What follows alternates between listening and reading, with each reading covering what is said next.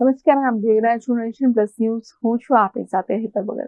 હિંમતનગરના સરવણા પ્રાથમિક શાળાની ગંભીર બેદરકારી સામે આવી છે, જેમાં નવોદયની પરીક્ષામાં લાભાર્થીઓને કોલ લેટર ન આપતા વિદ્યાર્થીઓ અટવાયા છે.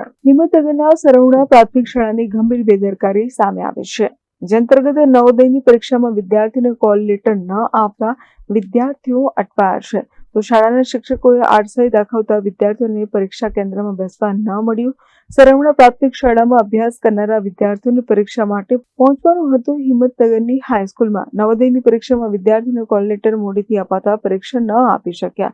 વાલીઓ પરીક્ષા કેન્દ્ર પર સમયસર ન પહોંચતા વિદ્યાર્થીઓ પરીક્ષાથી વંચિત રહ્યા છે. બાળકોને સમયસર કોલ લેટર આપવામાં આવ્યા હોત તો વિદ્યાર્થીઓ પરીક્ષા આપી શકતા.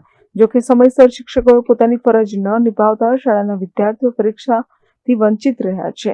જે અંતર્ગત પરીક્ષા કેન્દ્ર બહાર વાલીઓએ રોષ ઠાલવ્યો છે અને સાથે જવાબદાર શિક્ષકો સામે કાર્યવાહી માટે વાલીઓએ શિક્ષણ વિભાગ પાસે માંગ કરી છે. ગુજરાતી શાળા પ્રાથમિક શાળામાંથી સવારે મારા છોકરાઓને કોલ લેટર આપવામાં આવ્યો નવોદયની એક્ઝામનો.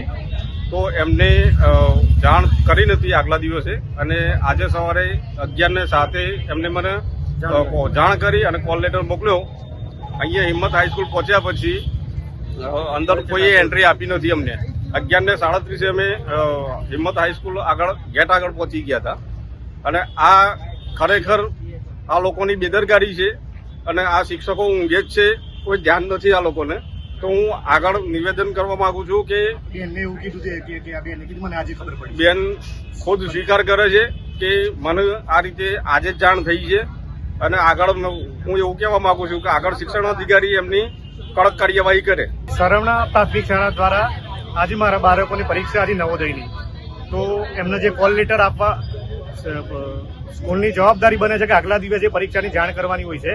તો આજે એમને પરીક્ષાના જે દિવસે સરહદ છે પરીક્ષા હતી નવોદયની હિંમત હાઈસ્કૂલમાં મારા બાળકોની સરવણા પ્રાથમિક શાળામાં, તો એમને 11:30 કોલ લેટર આપ્યો છે પરીક્ષા આપવામાં આવ્યો છે. તો અમે ટાઈમસર પહોંચી ના શક્યા, જેની બેદરકારી છે સ્કૂલના પ્રિન્સિપાલને. જે મારી દરખાસ્ત છે કે આ શિક્ષણ અધિકારી દ્વારા આ જે સ્કૂલના ટીચરો દ્વારા જે બેદરકારી રખાય છે એમને શિક્ષાત્મક પગલાં લેવામાં આવે એમના માટે. Jitendra Solanki, nation plus news, Sabarkantha. સમાચારોના સતત અપડેટ મેળવવા માટે અમારી નેશન પ્લસ ન્યૂઝની યુટ્યુબ ચેનલને સબસ્ક્રાઇબ કરો, બેલ આઇકન દબાવો અને જોડાયેલા રહો ફેસબુક, ઇન્સ્ટાગ્રામ અને ટ્વિટર પર.